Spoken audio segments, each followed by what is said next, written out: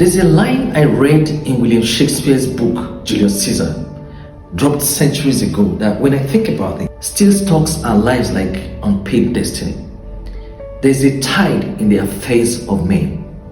Did you hear that? Not a wave, not a splash, a tide, meaning slow, invisible, unstoppable. Meaning, by the time you notice it, it's already halfway gone. Most people think success is about strength, about hustle, about grinding until your bones complain. And yes, it is. But history reminds us of a quieter truth. Timing crowns kings. And timing also buries talent. And then I continue in the Shakespeare quote.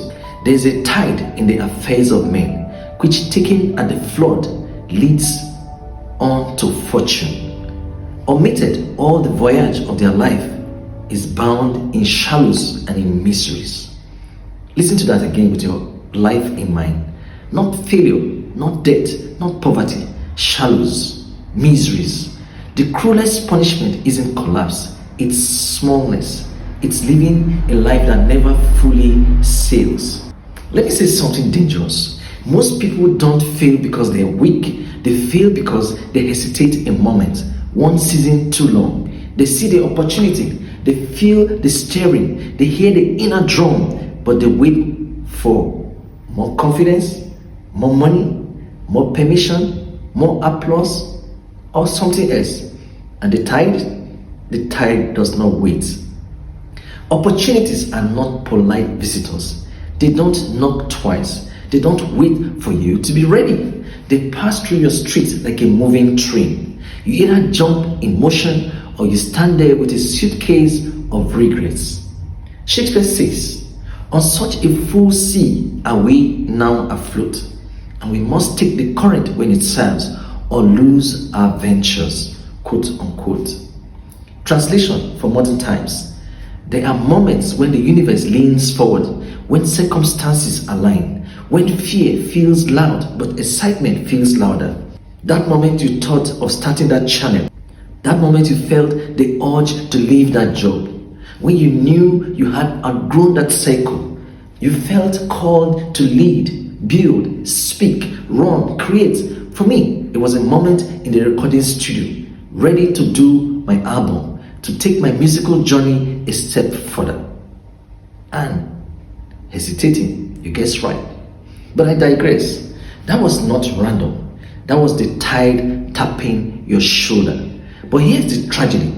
Most people mistake fear for a stop sign when it's actually a green light with trembling edges. Fear is not evidence of danger. It's evidence of importance. Brutus spoke these words in Shakespeare at the crossroads. History was waiting. Delay meant decay. And so is your life right now. There are seasons where waiting is wisdom, silence is strategy, but there are also seasons where waiting is disobedience, where hesitation becomes self-sabotage in a suit and tie. Listen, if you keep replaying the same thought, the same idea, the same vision year after year, that's not overthinking. That's a tide you refuse to board, and now it circles back as frustration. Every great story has this moment. Moses before the Red Sea, Caesar before the Rubicon, entrepreneurs before bankruptcy or breakthrough, leaders before ridicule or relevance. The moment where logic says wait, but destiny says move on. Success is not loud at first. It's a tiny voice in your chest. Miss the whisper and it returns as a scream called regret. Let me ask you, what tide is in your affairs right now? Is it a season to learn aggressively? A season to step out publicly? A season to cut dead weights? A season to build in silence? Because tides don't repeat on your schedule. Shakespeare didn't say take the tide when it's comfortable. He said take the current when it serves, not when you're ready, not when you're fearless. Readiness is often a lie we tell ourselves to delay courage. Some of you are standing in shallow waters, complaining that the ocean never favored you. But the ocean came, you were just too busy doubting your boat. The tide is here. The question is not if it exists. The question is, will you take it or will you explain your greatness to people who never saw it? My advice, take the current or lose the venture. Thank you and God bless you.